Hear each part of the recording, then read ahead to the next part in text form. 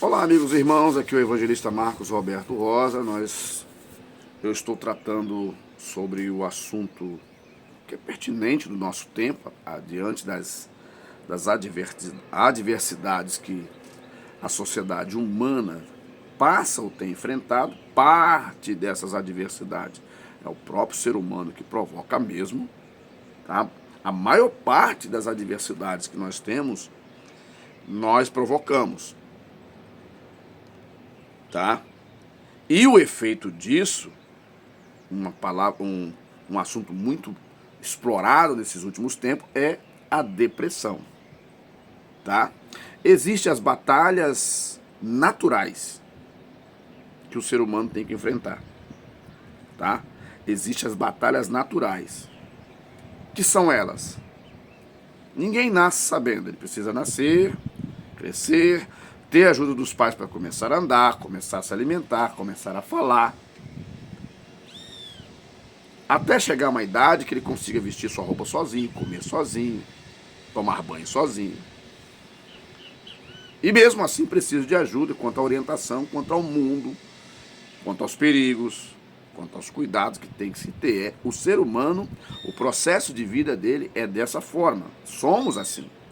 Nós desenvolvemos nossas habilidades com orientação de outros, começando pela nossa casa, pelos nossos pais. Mas quando nós... E existem as batalhas que nós provocamos, por falharmos, por não ouvirmos os conselhos, as orientações, por entrarmos numa rota de rebeldia. Você já foi jovem, você sabe disso. Que existe uma fase da nossa vida que nós enveredamos um período de rebeldia. Alguns envelhecem vivendo como rebeldes, contrário, né, a uma boa postura, a uma disciplina, né? Há outros que percebem isso, que isso não vai levar a lugar nenhum, e dá uma meia volta e procura uma rota correta de vida. Há outros, por natureza, pelo cenário, pela família que nasceu, ele enfrenta lutas e provações. Isso é comum.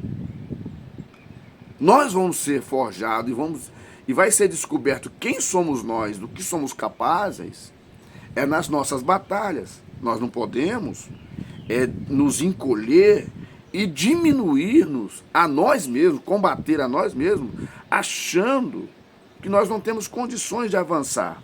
Nós temos que ter uma coisa na nossa cabeça. Podemos um dia ficar rico? Existe muita gente atribulada querendo ficar rico. Alguns procuram certos mecanismos que depois acabam levando ele ou ela a um estado de vergonha. Sim ou não? Vai preso, vai pagar na justiça, por se meter em coisas alheias que não deveria se meter. E há o meio legal pelo qual a pessoa vai trabalhar, vai lutar, é mais demorado. Alguns que têm pressa procuram uma rota mais fácil, mas essa rota é perigosa, você sabe disso. Você sabe disso. Isso tanto em qualquer cenário, seja no cenário secular, da vida normal das pessoas, ou no meio cristão, onde nós vivemos. Se você procurar a rota mais fácil, procurando manipular o seu cenário, não vai dar certo. Tem que passar pelo caminho correto. E diante de todas as situações, de decepções, tanto das batalhas naturais da vida, que nós temos que enfrentar como ser humano e tudo mais, e as batalhas que nós provocamos, e as batalhas que o inimigo põe na nossa frente. São 3 frentes. As naturais, nós temos que trabalhar, buscar o pão, e construir casas, carreira, negócios, essas são batalhas naturais. Família. E as batalhas que provocamos pelas nossas falhas, nossos erros, por tomarmos uma rota que vai entrar em colisão com aquilo que é agradável aos olhos de Deus, e ficamos à mercê do inimigo. E tem o terceiro, que são as batalhas que o nosso inimigo invisível coloca, porque ele é contra Deus. E nós somos a criatura de Deus, e ele vai nos atacar. Então, isso tudo pode nos arremeter a um estado de depressão. Aí podemos ter esse seguinte sintoma: humor deprimido, sensação persistente de tristeza ou vazio, choro fácil, crise de choro frequente, a pessoa fica chorando frequentemente, perda de interesse ou desinteresse em atividades, né, antes prazerosa, falta de energia, cansaço constante ou falta de motivação, alteração no sono, insônia ou sonolência, dificuldade ou concentração, problemas em focar ou tomar decisões, sentimentos de inutilidade ou autocrítica severa de pessimismo. Eu não vou vencer, eu não nasci para isso, Deus me botou no mundo, não deveria ter me colocado no mundo. A gente começa a pensar dessa forma. Quais são os elementos que provocam a depressão? Desequilíbrio químico, aí já é a ciência. No cérebro, especialmente nos neurotransmissores, como serotonina e dopamina. Eventos estressantes, significativos como divórcio, perda do emprego ou morte de um ente querido. Traumas emocionais e experiências adversas como bullying ou separações. São pontos fortes, né? Doenças crônicas que geram estresse contínuo e afetam a qualidade de vida. Fatores psicológicos como temperamento e predisposição de ansiedade. Então esses fatores, eles podem colidir diretamente conosco e nos levar a um estado de depressão. Uma pergunta intrigante que a maioria dos crentes faz, e há um debate muito grande sobre isso, em associar a depressão à possessão maligna, a espíritos malignos e tal. Não, a depressão, ela é um estado que nos afeta diretamente a nosso emocional. Mas quando nós estamos fracos, é que o inimigo invisível, ele entra com o seu plano, nos dizendo que nós não colocando coisas na nossa cabeça, passamos a ouvir vozes dizendo que nós temos que morrer, que você não merece viver, que tudo terminou para você, que você não tem futuro, que você não vai dar em nada, que até mesmo o inimigo invisível, ele é tão terrível que ele pode usar até pessoas, e até pessoas de confiança, pessoas mais velhas, um parente que a gente confia muito, pode até falar, você é um Zé Ninguém, tal. Se você ouvir isso de pessoas fortes, pessoas que você confia, isso pode afetar drasticamente a sua mente. Alguém pergunta, o que a Bíblia tem a ver com a depressão? A depressão é um estado que afeta o nosso emocional, repito novamente. O inimigo entra na nossa fraqueza. Por isso que muitos associam a depressão a forças espirituais, que é coisa do mal. Não, o mal, ele entra quando estamos fracos. Você lembra de Jesus quando ele não estava deprimido? Ele estava fraco por jejuar 40 dias e 40 noites. Quais foram as ofertas que o inimigo fez para ele? O inimigo fez oferta para ele num estado que o corpo de Jesus estava fragilizado devido à ausência de alimento, porque ele estava em jejum. É nessa hora de fraqueza, lá, não sei se é o capítulo 10 ou o capítulo 10 de Eclesiastes, ou o capítulo 7 de Eclesiastes, diz que a opressão faz endoidecer até o sábio. E daí vem um suborno. Geralmente o suborno vem quando nós estamos precisando muito. E aceitamos concessões que não queríamos porque não temos para onde ir. Estamos sem saída. É feita uma oferta e aceitamos. Sim ou não? Existe um jogo na nossa... E o prêmio somos nós. Então nós temos que tomar muito cuidado com isso. Se você era um trabalhador na obra de Deus, uma pessoa excepcional, lutadora, obreiro, você era pau para toda a obra, você estava em todas, de repente você deu uma parada brusca na sua vida, se recolheu, não quis se envolver mais. Por quê? Por causa das frustrações. E você ficou frustrado e já não sente que você é útil mais para o processo, para a obra de Deus. Isso é muito comum acontecer. Por quê? Pensa muito bem. É igual eu conversei com uma senhora uma vez. Ela trabalhou muitos anos no círculo de oração. Estava conversando comigo numa cidade próxima aqui. E ela estava dizendo que ela trabalhou muitos anos no círculo de oração, mas o que ela recebeu em troca foi ingratidão. Eu disse para a irmã, não espere gratidão das pessoas. Né? Isso é muito forte porque a pessoa ela se doou anos a fios ali. Não é só mulher, é homens também.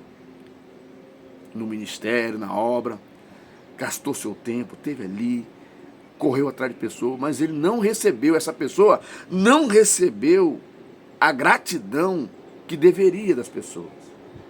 E talvez as pessoas que ele ajudou a serem curadas são elas que estão atacando essa pessoa. Então há uma necessidade de uma consciência geral, porque a própria Bíblia diz que nós não podemos ser ingratos para com os bons. Que há ingratos para com os bons. Há pessoas más. Então, se você é um lutador da obra de Deus, se você é casado, se é esposa, é esposo, está passando por isso, a pessoa não está lhe correspondendo conforme deveria, calma. Não se desespere, não desça, não se recolha, não se encolha, porque o inimigo está te assistindo. Ele está te assistindo 24 horas por dia. Ele vai esperar você estar mais fraco. Quando você estiver mais fraco, ele vai fazer a oferta dele. E se você aceitar, sua vida será destruída. É aí que é o problema. Alguém pergunta assim, mas e na Bíblia? A Bíblia aborda a depressão como uma experiência humana comum, sem considerá-la pecado ou falta de fé. Exemplos de figuras bíblicas como Elias, Jeremias e Noemi, né, mostraram que mesmo homens e mulheres de Deus enfrentam os momentos de profunda tristeza e desânimo. Passagens como Salmo 42, verso 11, Mateus 26, 38, reflete a dor emocional, enquanto promessas de consolo e restauração são reiteradas em versículos como no livro de Isaías 41, 10 e Filipenses 4, 6 a 7. A mensagem central de Deus é que Deus está presente nas nossas dificuldades, oferecendo esperança e apoio. Então, quando você se sentir deprimido, não se recolha. Procure alguém de confiança para conversar, peça conselho, peça para te ajudar em oração. Não espere gratidão das pessoas, tá? Mas o Deus Todo-Poderoso, Ele está te vendo, Ele vai te recompensar no tempo hábil. Não espere louvor das pessoas, tá? Eu sei que não está totalmente ligado a essas coisas. É uma das coisas que pode, é decepção com várias coisas na vida. E um deles é o trabalho, seja na família, seja na igreja, seja na vida secular. Essas decepções que nós passamos podem nos levar a um estado de tristeza profunda, de angústia, de inutilidade, achar que a gente não é útil mais. Se você já chegou numa idade igual a minha, estou com 50 e tantos anos, né? Eu estou tentando acostumar com muita coisa. Por exemplo, né? Quando você tem casa e tem filhos, né?